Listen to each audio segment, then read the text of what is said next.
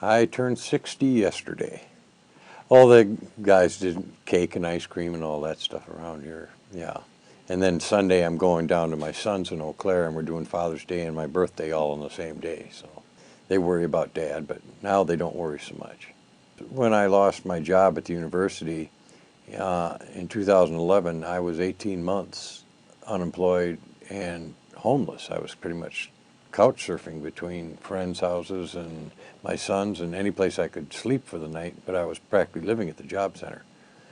And I had never been unemployed more than 2 weeks ever in my life. Well, this whole new job market, having to apply on computers and everything, I was just an old school farm kid and worked construction all my life and in facility maintenance, so I had no background in any of that. And had to realize that I had had 5 back surgeries over the years since 1989 till 96. And I had to wake up to the fact that physically I probably wouldn't be able to do what I always did. And I started to notice a trend that there was a lot of people over the age of 50 and even 60 that were there more than younger people looking for work.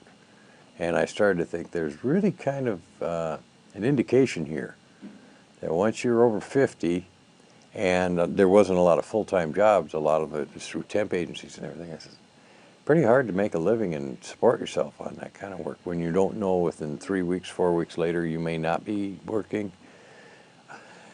For people my age, that was kind of a rude awakening. And to realize that all your job skills and 40 years of work history just wasn't good enough to get a job anymore. It makes it very tough. There were some harsh realities I had to wake up to.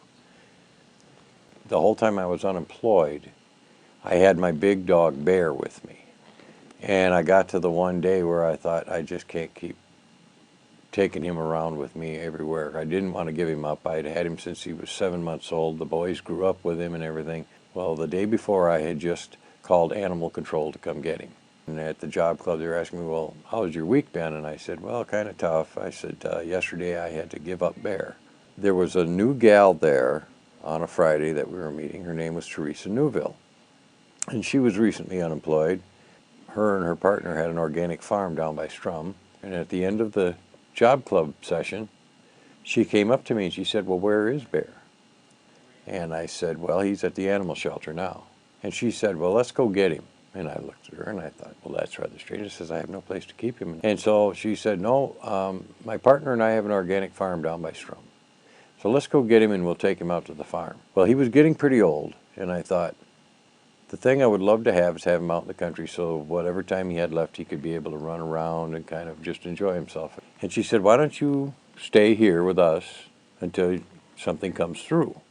And so I stayed with them through the summer and helped them with some of their organic stuff. She was on the computer one day and she said, well, this Veterans Assistance Program in Chippewa, maybe they can get you in there. So I waited about a week and then I finally said, let's give this a shot. So I came in here on December 6th of 2012. So I was skeptical when I came here.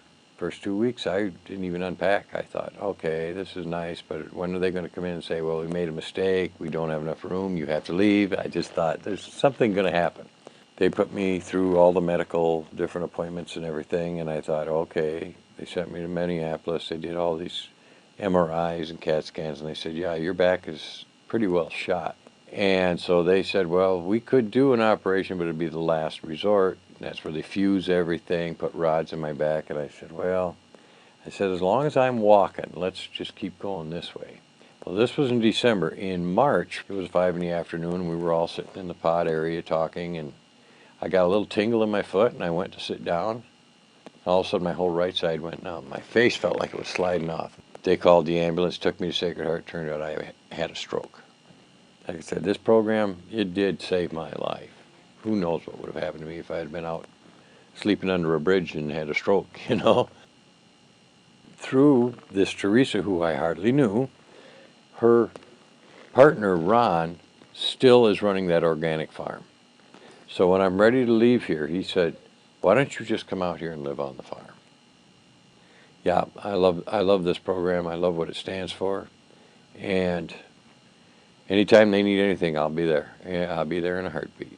It's given me a chance to get back on my feet in a way where it's going to last and I can enjoy what time I have left.